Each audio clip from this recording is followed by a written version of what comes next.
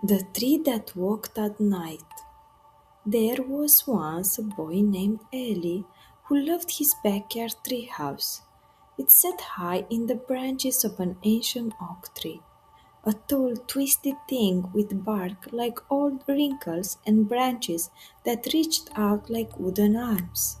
Eli called it Sky Nest, and he spent almost every afternoon up there reading comics and watching the world go by. But one early summer night, something woke him. A strange sound drifted through his bedroom window. Ellie sat up, rubbing his eyes. Through the glasses, he saw the silhouette of the old oak tree. It looked different, taller maybe, leaning somehow like it was stretching. And the treehouse? Ellie blinked. Was it just him? Or was it slightly further from his window than before? Trees didn't move. Tree houses didn't glide across yards. Ellie shook his head and went back to sleep. But the next morning proved him wrong. Ellie sprinted into the backyard as soon as breakfast was done. He stood beneath the oak tree, staring up at his treehouse in confusion. It had moved. Not much, maybe 2 feet, but definitely moved. The treehouse was now closer to the forest behind the yard, and the branches holding it were angled in a different direction, as if the whole tree had leaned during the night. How? Ellie murmured. His parents said he probably remembered wrong, but Ellie knew his treehouse. He memorized every plank, every rope, every knot. It had moved, and something told him this was only the beginning. That night, Ellie stayed awake, and around midnight he heard it, moving closer, moving slowly. He crept to his window and peeked out. The ancient oak was tilting again, its roots pulling from the soil one by one, like long wooden fingers breaking free. Ellie gasped as the tree shifted its enormous weight and took a step, a full dragging, root crunching step toward the forest.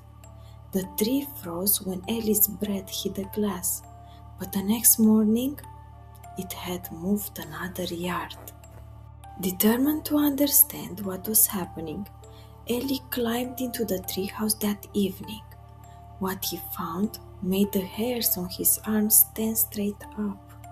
Someone had carved shapes into the wooden floorboards. Shaky tin drawings, stick figures, little stick figure children standing at the forest edge. Little stick figure children holding hands with something tall and twisted, something that looked like a tree with arms and legs. And beneath the carvings were 2 words, carved so deeply the wood splintered. Come home. Ellie scrambled out of the treehouse, heart racing. The tree creaked behind him as if answering. That night, Ellie heard the sounds again. He rushed to his window. The oak tree was moving faster now. Its roots tore free from the dirt with loud snaps. Its trunk swayed like a tall wooden giant waking up.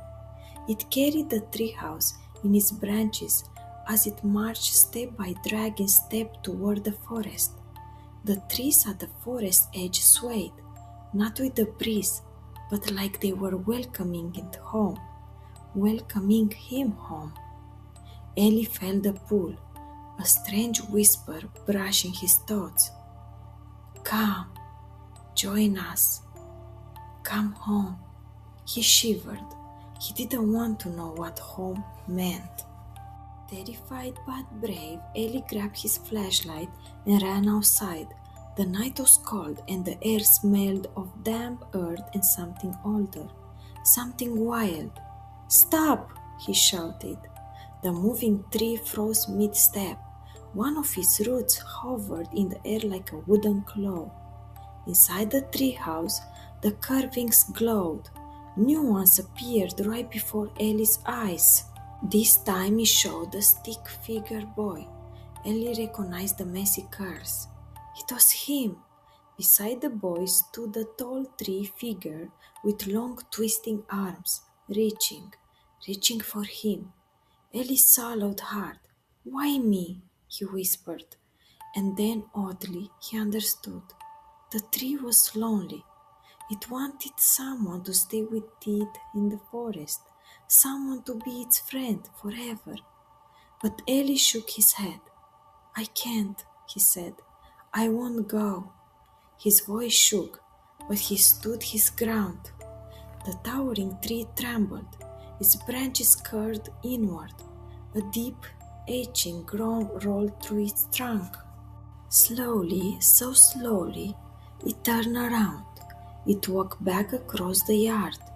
It lifted the treehouse gently and placed it exactly where it had stood before. Then the roots folded back into the earth, as if they had never left. When Ellie checked the next morning, the tree hadn't moved an inch. The carvings in the floor were gone, all of them, like nothing strange had ever happened. But sometimes late at night, when Ellie is almost asleep, he hears a soft, familiar sound drifting through his window. Not footsteps, not dragging roots, just the quiet sound of a very old tree, trying not to cry. Ellie pulls the blankets up to his chin and whispers, I'm still here, but I'm not going into the forest. And the ancient oak stands silently beneath the moonlight, waiting. The end.